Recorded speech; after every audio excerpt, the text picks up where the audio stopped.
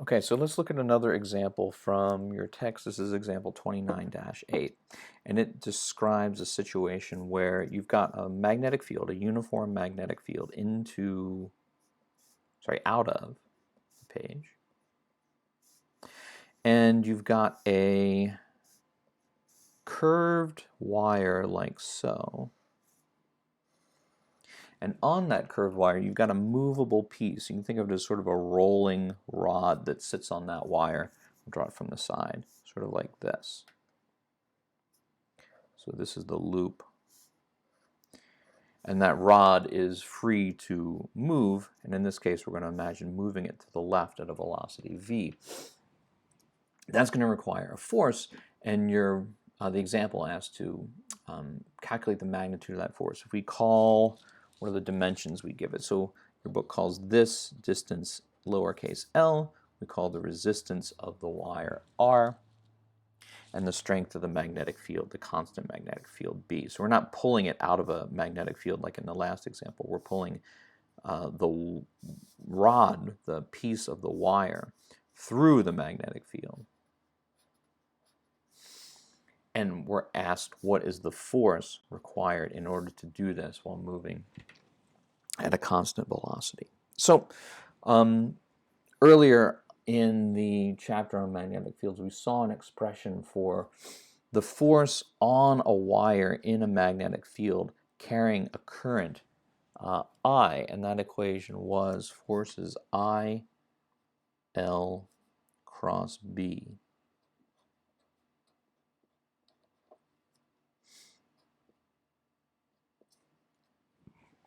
That's equation, do we know what equation that is? 27-3.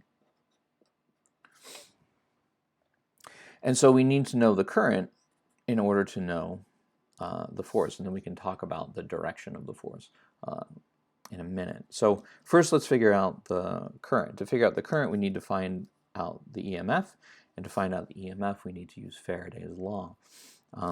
So Faraday's law says the EMF equals minus d phi b dt, the rate of change of the magnetic flux. And as we move this piece of the wire through the magnetic field, we are increasing the flux through this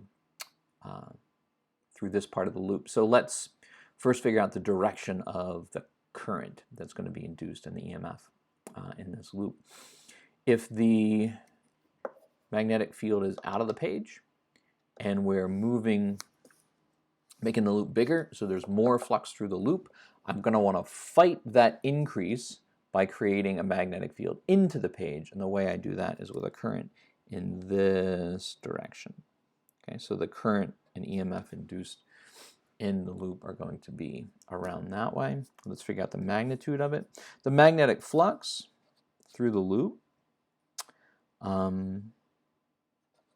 is just going to be equal to the magnetic field times the area. And this is going to be equal to,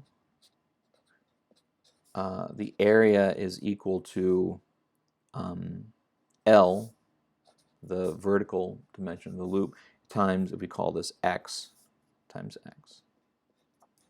B is constant, L is constant, so the derivative of this, just like in the last example we did, is just dx dt.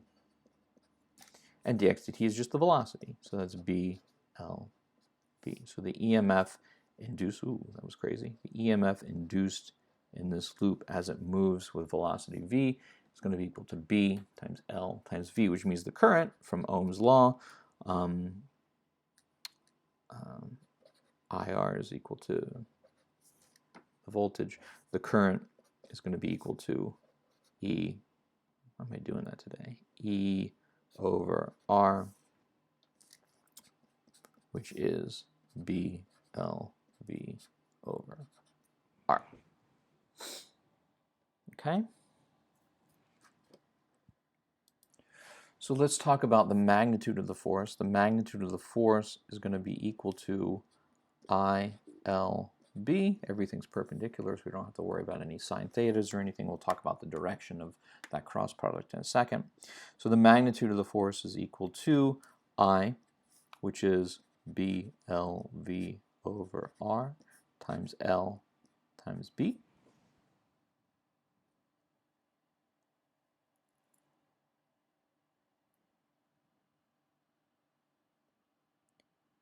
Which is equal to B squared L squared V over R.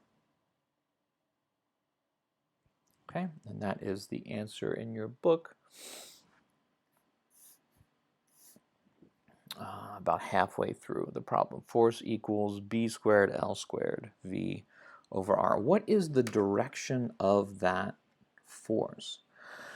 What we're talking about now is the direction of the force on a wire carrying a current this way, right? The current is going through this loop around like that. So in this movable part of the wire, the current is moving that way, and a magnetic field pointing out of the page.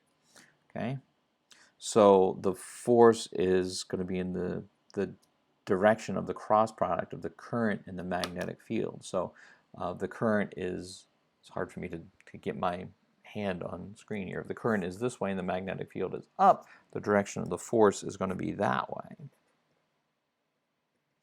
Okay, so the force is in the minus x hat direction, minus I hat direction, which means that in pulling this to the right, you will experience, you will have to exert a force in this direction equal to B squared L squared V over R. You will feel a resistance pulling back this way as you try to increase the flux through that loop. Okay? And if you look in the rest of the example, they calculate the work and the power and other stuff, and that's fairly easy, just plugging into the equations for power and work. So I'll do one more example from the back of the chapter, and then I'll assign you a couple of chapter problems to work on with Faraday's law.